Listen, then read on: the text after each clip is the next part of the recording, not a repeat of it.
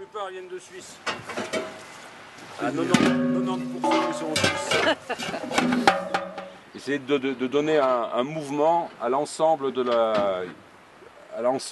l'installation, qu'ils essayent d'épouser intelligemment le relief. Des fois, je ne sais pas si vous avez fait du ski, mais à une époque, quand on faisait les slaloms, il n'y a pas un matin où je me suis levé en me disant que je vais aligner 300 bidons. Hein. C'est monté en puissance progressivement et encore aujourd'hui, je n'ai pas encore toutes les explications complètes de ce genre d'installation. Ça vient petit à petit. À l'origine, c'est un éditeur qui m'a lancé sur un travail sur l'anthropomorphisme et qui m'a fait répertorier les objets dans la vie courante, tous les objets usuels qui avaient un visage humain.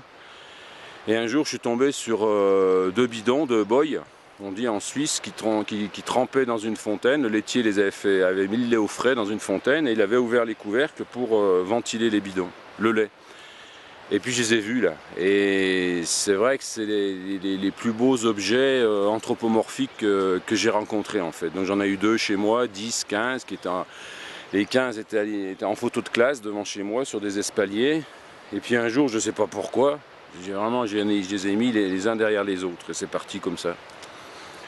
Et puis c'est monté en puissance, 15, 50, 80, à 80, je me disais mais c'est fou, c'est un truc de dingue. Et puis maintenant j'en ai 300, ici 216. Et petit à petit je m'aperçois que je m'inscris dans dans un fonctionnement artistique type land art. Que je commence à expliquer un petit peu maintenant par mon affection pour des gens comme Andy Goldsworthy ou Christo. Dans les nouveaux réalistes, j'aimais bien toutes les accumulations d'Armand. D'origine, je suis photographe, donc quand on mélange tout ça, la photographie correspond particulièrement bien au land art, parce qu'une des particularités du land art, c'est d'être éphémère. Donc on fixe les installations, on fixe l'expression artistique avec l'image. Et c'est comme ça qu'est né Bidons sans frontières. Et qu'est-ce qu'ils ont d'humain ces bidons Alors ils ont tout simplement l'affection que je veux bien leur porter d'une part, c'est-à-dire la considération que je leur porte en tant qu'individu. Quand ils sont dans leur remorque, effectivement ce sont des bidons, et dès qu'ils sont installés comme ici, c'est à partir du moment qu'on se programme, qu'on a un petit peu formaté au personnage, on les a quoi, hein. Avec les petits bras, la bouche, les yeux. Effectivement, on ne va pas en faire un cyclope, hein, ça ne fonctionne plus. Donc voilà. Mais dans le fond, c'est peut-être notre volonté à nous de vouloir les faire vivre en tant que personnages qui impriment la marque la plus importante du personnage. Ils sont promenés où déjà alors ? Alors ils ont commencé dans mon territoire de prédilection, c'est-à-dire dans la montagne du Jura, transfrontalière, franco-suisse. Ils sont beaucoup allés en Suisse aussi, dans l'Oberland bernois, ils sont allés vers la Jungfrau, ils sont à Mannlichen, ils sont allés en Bretagne. Et puis le plus loin qu'ils soient allés, c'est au Sahara, ils sont allés tout à fait dans le sud du Maroc, dans les dunes.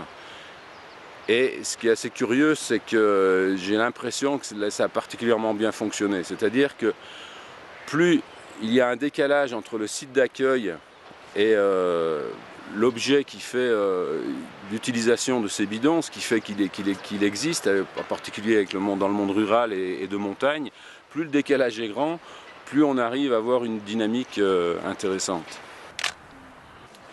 Ils ont la date de mise en service, celui-ci en 1982, la contenance 40 litres.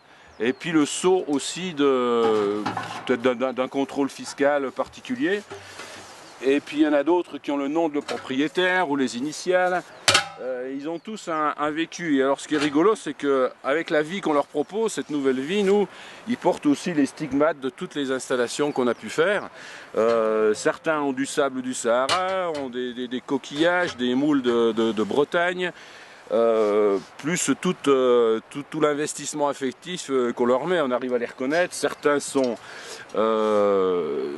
parrainés, sont marrainés. Celui-ci, il a été parrainé par Charlie Motet, C'est un garçon qui était à Najac dans l'Aveyron, qui a voulu adopter, enfin parrainer un bidon.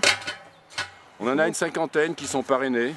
Et comment ça se passe pour les parrainer alors? Alors il faut juste s'engager sur la charte de Bidons sans frontières, qui apparaît sur le site, où entre autres on dit qu'on s'engage à subvenir aux besoins du bidon en cas de disparition de leur propriétaire principal. On s'engage à favoriser leur émancipation, à les soustraire à tous les mouvements endoctrinants, à respecter la parité entre les bidons femmes et les bidons hommes bien sûr.